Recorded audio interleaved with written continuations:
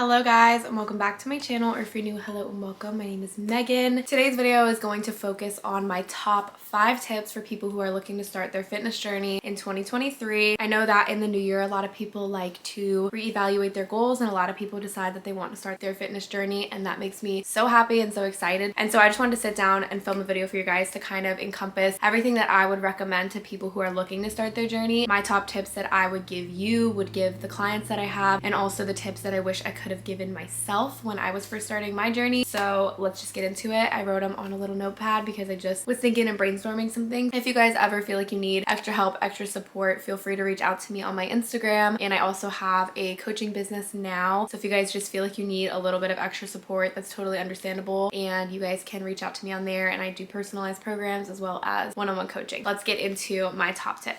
My first tip, and the main tip that I always give people, is to find your why and figure out why you want to make this change now. I think that's very important. I think a lot of times people think, I just want to start my fitness journey, it's time for me to start working out, but you don't think about, why do I want to do this? I think you have to know your why in order to stay consistent and to really hone in on what your goals are and hone in on what that path and journey looks like for you, because we all have different reasons for exercise and every single reason is valid. A lot of whys can vary, ranging from the way that we look, the way that we feel, our mental health, our physical health, getting stronger, getting more endurance, trying new things, doing different forms of exercise, just being consistent. Anything and everything under the sun is okay and is an acceptable reason for why. So it's not like you have to make your why be compatible to what other people are doing. It can literally be, I just want to grow my glutes, and there's literally nothing wrong with that. Just kind of figure out, what is it that you're trying to do? Why are you trying to do it? And do you know what it's going to take to get there? After finding your why and figuring out, why do I want to make this change, then you can kind of start to build your routine and figure out, what are you going to do to make this a consistent routine for yourself.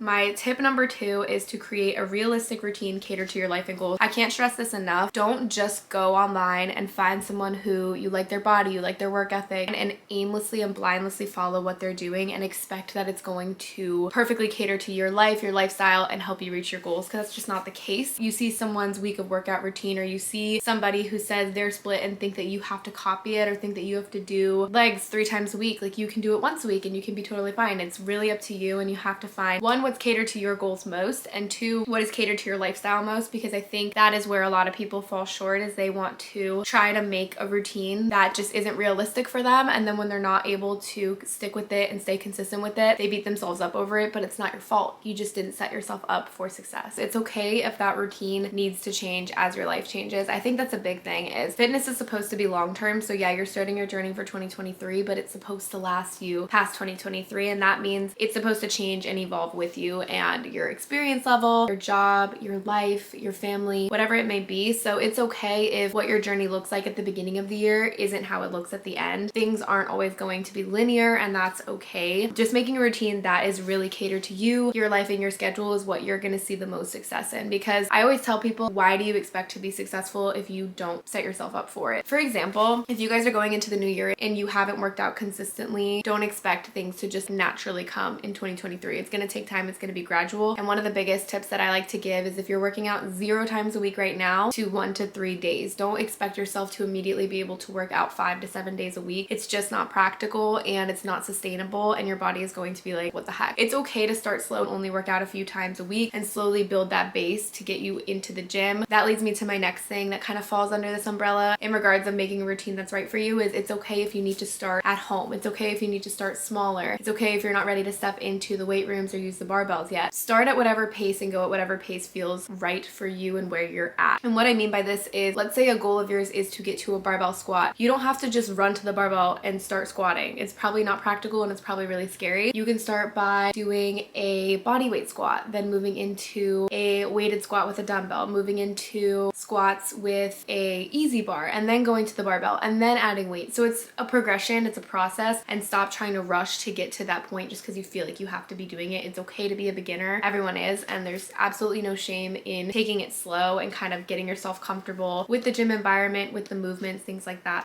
And now we're going to go into my third tip, which is going to be to change your mindset around exercise and nutrition. Obviously, nutrition plays a role in exercise, but a big thing is to make sure that you're not viewing this as some form of consequence, which is another reason why finding your why should be more than just aesthetic. It should also be how you feel, because I think a big thing is realizing and changing your mindset into being, I don't have to work out, I get to work out, or want to work out because it makes me feel good. Not necessarily just focusing on those immediate gratification results of how do I look, is my physique changing, because those things are going to take time. So I think changing your mindset around fitness and nutrition and seeing it as a privilege instead of a requirement is something that'll be very helpful. I know that when you start to get into this journey, you can think that you have to become restrictive, that you have to cut things out to be considered on your fitness journey, and that's just not the case. You don't have to cut out things you love to add in exercise. You can still do everything you were doing before and just set in a little bit more time of your day towards exercise, and it's going to help you so much long term. So don't view it as I have to do this and now I have to cut out this. Try to make room for everything in your life that you enjoy, and then it won't be such a impactful switch to add it into your routine. And then I would say that the same thing goes for nutrition. View nutrition as something to fuel your body. View the food as things to fuel your body. Don't look at foods as good versus bad, and don't feel like you have to cut out all the things that you enjoy just because you're starting your fitness journey. And another thing I wanted to throw in this is don't feel pressure from social media to make you feel like you have to be buying those things, because I know starting your journey can feel expensive with the gym membership, with the clothes that you want to get, with the gear that you need to get, the gym bag, the shoes, and then adding supplements on top, and it can kind of just feel overwhelming. Don't feel like you have to jump into everything at once. Take it one step at a time. Start with the exercise part, then look into the nutrition part, then look into the supplements, but you don't have to do them all simultaneously. You're more than welcome to. It just might feel like a lot and it might overwhelm you. In regards to supplements, I have whole videos on those, which I will pop on the screen and below, but when it comes to supplements, you do not need to invest in them.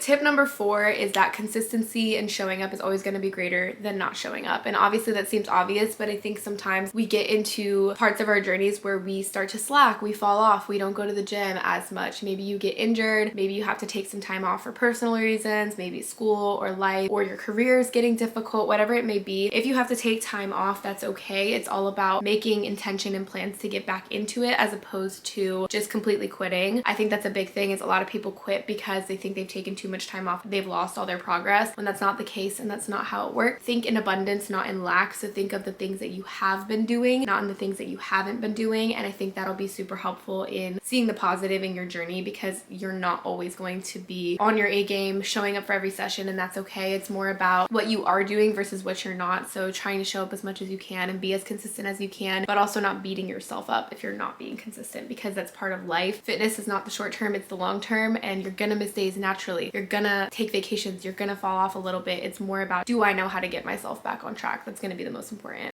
Number 5 is remember that it is going to take time and it is not a race. I think it's really easy to see other people, see the progress that they've made, and immediately want to make that progress as well, whether it's strength, whether it's physique, whatever it may be. I think you need to remember that everyone is going to move at their own pace based on their goals, their schedules, their routines, how much time they put into it, how much knowledge they have. It all is going to vary, but if you're just starting your routine, don't think that everything has to be figured out in a year from now or even in 3 years from now. I'm still constantly learning and figuring out what's right for me. I think some people give up because they aren't seeing the results that they want in time, but you can't set a time frame on a lot of things when it comes to the way that you look, the way that you feel, or even how strong that you're getting. Sometimes you have to be patient and don't give up just if you're not seeing it in month 1 or month 2, and think and celebrate the smaller victories. There's always something that you're achieving. You just have to see it and find it. Getting the gym membership, showing up to the gym, being consistent for a week, 2 weeks, 3 weeks, etc. Make sure you celebrate the little wins and the little things that you're capable of doing in your journey, and that's going to make it feel like you're rewarding yourself and you want to keep going and motivate you to keep going. Because I think sometimes we get so stuck, and this is definitely something for me as well, where each milestone, instead of sitting and living in the moment and celebrating it, you're looking at, okay, what's next? Really sit and be proud of yourself for every single step of the journey, and it's going to make it feel so much better. But like I said, ideally what you're doing is you're starting your fitness journey, which lasts a lifetime, and you're not going to give up. And so remember that part of a journey is slowing down and just enjoying it and kind of figuring out where you're gonna go from there. Just remember, it's gonna take time, and not all of us are gonna see results as fast as maybe another person, so don't compare your journey. Focus on you, stay in your lane, celebrate your small wins, and you're gonna see all the results that you're looking for over time. And if you're not, you can always seek help. That would be all of my top tips. I hope that this was helpful for you guys, and like I mentioned, if you guys ever need extra support or you have questions, comment them below. You guys can DM me on my Instagram. If you guys are looking to do coaching in the new year, let me know. I'm looking to take on some clients and would be happy to work with you guys, whether it's in January or whether it's in December. It doesn't matter. Just know I'm always here to help you guys. And then obviously my goal is to create as much free content as possible to help you guys learn how to do it all yourselves as well. Hopefully this was helpful, and hopefully this gave you guys the motivation and the understanding of what it's going to take to start your journey in this new year. And I just want to say I'm very proud of you if you decided that that's something that you want to do in 2023. I always tell people investing in yourself is something that we don't usually do or put first. And if you're making that conscious effort to put you first in the new year, it shows a lot more than just what you want for yourself physically, but also kind of what you're doing for yourself mentally. And it's a big step. So I'm very proud of you. I appreciate you guys' support so much, and I'm excited to see what we all achieve in 2023. Thank you guys for watching, and I'll talk to you guys in my next video. Bye.